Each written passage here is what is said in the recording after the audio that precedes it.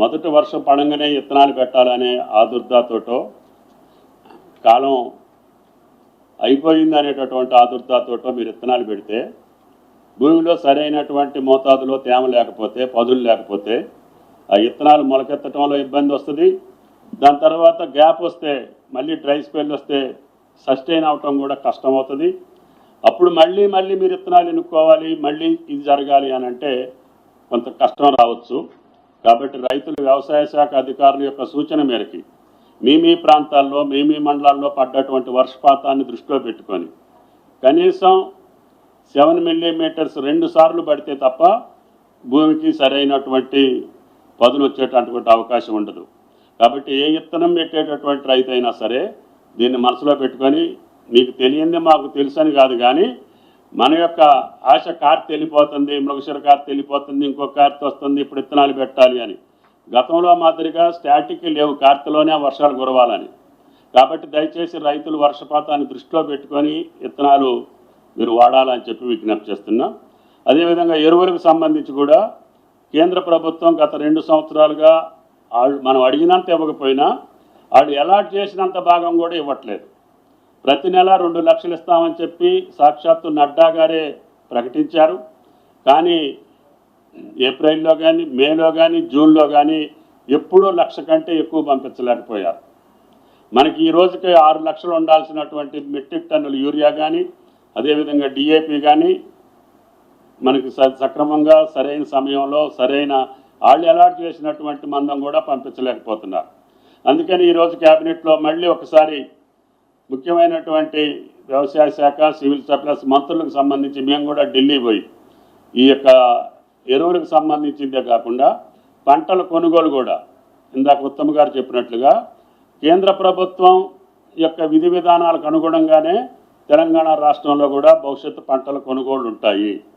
కాబట్టి దయచేసి గతంలో ఉన్నటువంటి రాజ్యాంగబద్ధమైనటువంటి బాధ్యత కేంద్ర ప్రభుత్వం విస్మరించి ఎంఎస్పి ప్రకటించి ఆ ఎంఎస్పి ప్రకటనకు అనుగుణంగా కేంద్ర ప్రభుత్వ సంస్థలైనటువంటి ఎఫ్సిఐ కావచ్చు, నాఫెడ్ కావచ్చు, అదేవిధంగా సిసిఐ కావచ్చు, పత్తికి వరికి అదేవిధంగా మిగతా పంటలకి 3 సంస్థలనే కేంద్ర ప్రభుత్వం ఎస్టాబ్లిష్ చేసింది. గతంలో పండించినటువంటి పంటల మొత్తాన్ని కూడా ఈ 3 సంస్థలు కొనుగోలు చేసాయి. రాష్ట్ర ప్రభుత్వాలు కేవలం ఫెసిలిటేట్ చేసి ప్రొక్యూర్ చేసి వాళ్ళకి అప్పచెప్పేటటువంటి బాధ్యత మాది. పూర్తి పంటల్ని రైతులు పండించినటువంటి పంటలను కొనుగోలు చేసే బాధ్యత ఎంఎస్పి ప్రకటించినటువంటి రేటుకి కేంద్ర ప్రభుత్వాన్ని. కానీ తెలంగాణ రాష్ట్రంలో పండినటువంటి పంటల్ని కేంద్ర ప్రభుత్వం ఏ పంట కూడా కొనుగోలు చేయకుండా కేవలం ఎంఎస్పి ప్రకటించి చేతులు దులుపుకొని ఆ భారాన్ని కూడా మన మీద వేస్తుంది.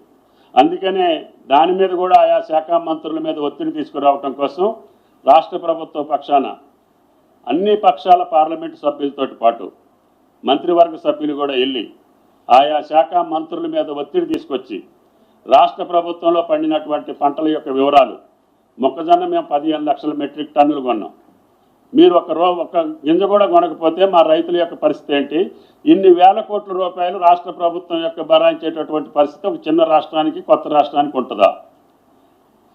దీనికి రాజకీయ వివక్షత అనుకోవాలా, తెలంగాణ రైతాంగం మీద మీకు ఉన్నటువంటి కక్ష అనుకోవాలా, లేకపోతే ఈ ప్రభుత్వాన్ని అపహాస్పాలు చేయాలనుకుంటున్నారా?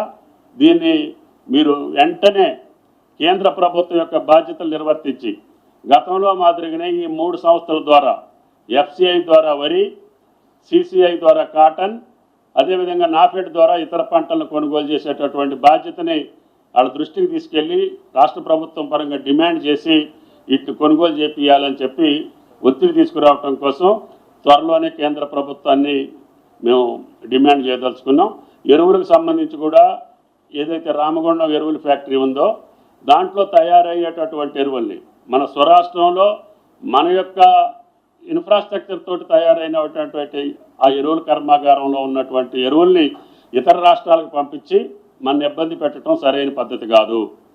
అది కన్స్ట్రక్షన్ అప్పుడే ఆ ఎంఓయూలోనే అధిక భాగం తెలంగాణకి వెచ్చించాలని చెప్పి అగ్రిమెంట్ ఉన్నప్పటికీ కూడా కేంద్ర ప్రభుత్వం నిరంకుశంగా మనకు సప్లై చేయకుండా మన రైతులను ఇబ్బంది పెడుతుంది. అవసరమైతే ఆ ఫ్యాక్టరీలో మేము విజ్ఞప్తి చేసిన తర్వాత, డిమాండ్ చేసిన తర్వాత మాకు సరైనటువంటి మోతాదులో ఆ ఫ్యాక్టరీ నుంచి ఎరువులు రాకపోతే ఆఖరికి ఆందోళన ద్వారా అయినా సరే, ఉద్యమ రూపంలోనైనా సరే ఆ యొక్క యూరియాని తెలంగాణ రాష్ట్రానికి బదలాయించేటట్టుగా ప్రభుత్వ పరంగా కూడా ఉద్యమం చేపట్టి కేంద్ర ప్రభుత్వం మీద ఒత్తిడి తీసుకొస్తామని చెప్పి విజ్ఞప్తి చేస్తున్నాను. Thank you. ఇది ఒక విషయం, ఇది బోనస్ ఇచ్చే వెరైటీస్ నేను మరోసారి చదువుతాను, ఎందుకంటే రైతులు అందరికి తెలవాలి కాబట్టి. ఇది బీపీటీ 5204, RNR 15048, HMT సోనా, జై శ్రీరామ్, KNM 1638, WGL 44, KNM 7715 అనే 7 వరి రకాలకు సన్నాలకి మేము ఈ వానాకాలం పంటలో బోనస్ 500 రూపాయలు బోనస్ ఇవ్వబోతున్నాం.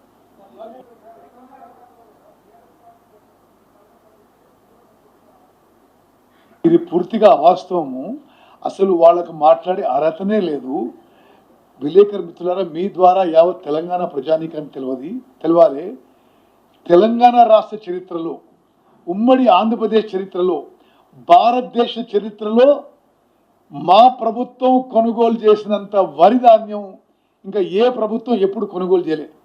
ఒక్క ఉదాహరణకి ఈ యొక్క యాసంగి పంటకి 80 లక్షల మెట్రిక్ టన్నులు కొనుగోలు చేసి ఈ ఒక్క పంటకే 18,000 కోట్ల రూపాయలు తెలంగాణ వరి రైతులకి నేరుగా వారి అకౌంట్లో ఇవ్వడం జరిగింది.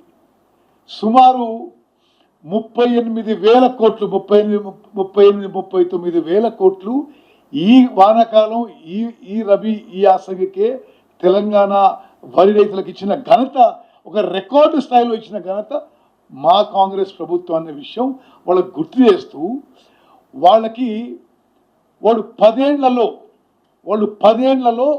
వరి రైతులకు ఇచ్చిన మొత్తం అమౌంట్ 1,30,000 కోట్లు అయితే, మేము 2.5 ఏళ్లలో వరి రైతులకి ప్రొక్యూర్మెంట్లో ఇచ్చిన అమౌంట్ సుమారు 1,00,000 కోట్లు. భారతదేశ చరిత్రలోనే ఇంత వరి కొనుగోలు, ఇంత అమౌంట్ నేరుగా 48 గంటల్లో రైతుల బ్యాంక్ అకౌంట్లో పారదర్శకంగా, ట్రాన్స్పరెంట్గా మరి పడడం ఈ దేశ చరిత్రలో ఒక రికార్డు. అదేవిధంగా ముందు కొనసాగుతూ వాళ్ళకి మాట్లాడే అర్హత లేదని చెప్పి మనం చేస్తాం. ఒక నిమిషం, సార్ అడిగిన దానికి ఇప్పుడు 7 రకాలే ఎగ్జిస్టింగ్ లాస్ట్ ఇయర్ కానీ అంతకుముందు సంవత్సరం కానీ 83% రైతులు పండించేటటువంటి పంట. కారణం ఏమిటంటే అధిక దిగుబడితోటి పాటు ఒకవేళ ప్రొక్యూర్మెంట్ కాకుండానే బయట మార్కెట్లో డిమాండ్ ఉన్నటువంటి రకాలు, మార్కెట్లో ప్రభుత్వం కొనకపోయినా ఆ మందం రేట్లతోటి కొనగలిగేటటువంటి ధాన్యం యొక్క ఇది మిల్లర్స్ డిమాండ్ ఉన్నటువంటి రకాలు, ఎక్స్పోర్ట్కి ఉపయోగపడేటటువంటి రకాలు, రైతుకి ఎక్కువ దిగుబడి వచ్చేటటువంటి రకాలు, రైతు ఇష్టపడేటటువంటి రకాలు, అందరితోటి మాట్లాడి మిల్లర్స్ తోటి, ఎక్స్పోర్టర్స్ తోటి, రైతులతోటి, మీబోటి మేధావులతోటి మాట్లాడి తీసుకున్నటువంటి నిర్ణయం, శాస్త్రవేత్తలు చెప్పినటువంటి నిర్ణయం. కాబట్టి 7 వెరైటీసే ఈ సంవత్సరం కూడా 83% రైతులు పండిస్తున్నారు. కాబట్టి వాళ్ళని ప్రోత్సహించడం కోసం బోనస్ ఇచ్చి, ఆ బోనస్ ద్వారా వాళ్ళు ఇంకా ఎక్కువ దాన్ని, ఈ యొక్క పంటని కాపాడాలని, రైతుల్ని రక్షించాలనేది రాష్ట్ర ప్రభుత్వం యొక్క ఆలోచన.